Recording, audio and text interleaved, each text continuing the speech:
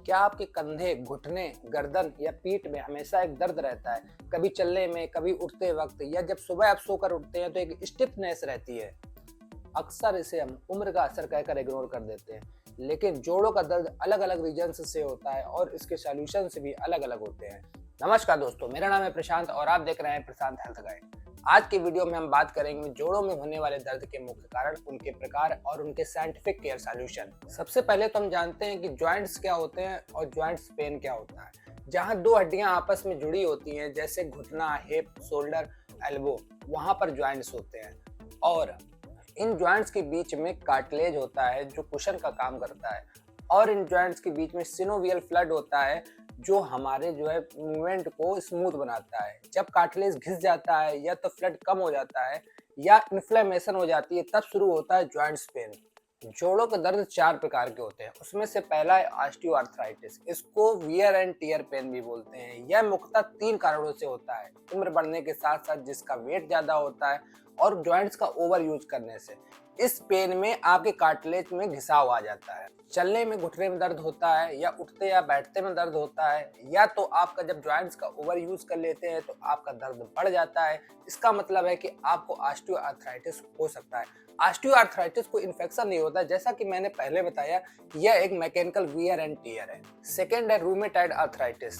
यह एक auto immune disease होती है। इसमें बॉडी का इम्यून सिस्टम आपके जॉइंट्स पर ही अटैक कर देता है। इसके मुख्य लक्षण ये है कि आपके जॉइंट्स के दोनों तरफ दर्द होता है, या तो सुबह जब आप सोकर उठते हैं तो 30 से 60 मिनट तक स्टिफनेस बनी रहती है, या तो तीसरा आपके दर्द या सूजन परमानेंट बनी रहेगी। सबसे मेन फैक्ट की बात यह है कि यह सिर्फ बुढ़ापे में नहीं होता है, ये जवानी के दिनों में भी हो सकता है। तीसरे दर्द का नाम है गाउट आर्थराइटिस। इसे हम यूरिक एसिड पेन भी कहते हैं।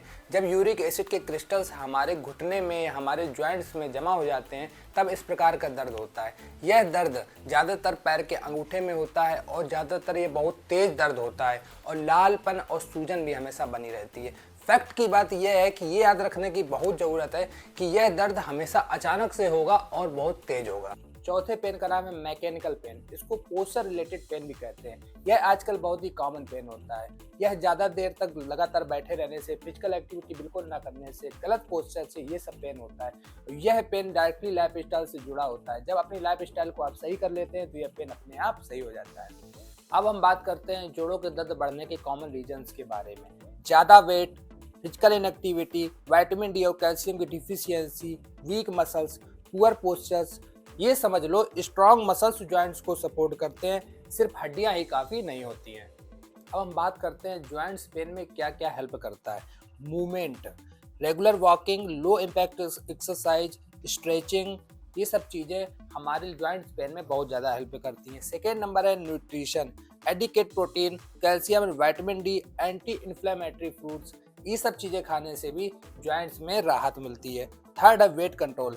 5 से 10% वेट कम होने से घुटनों पर प्रेशर काफ़ी कम हो जाता है, इसलिए वेट को हमेशा मेंटेन करके रखना चाहिए। थर्ड है रेस्ट एंड बैलेंस।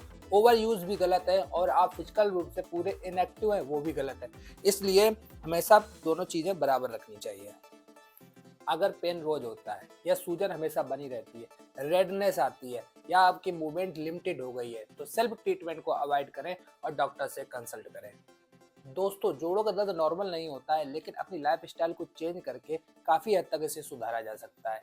अगर वीडियो यूजफुल लगा हो तो लाइक करो, सब्सक्राइब करो। मिलते हैं नेक्स्ट वीडियो में। Bye bye.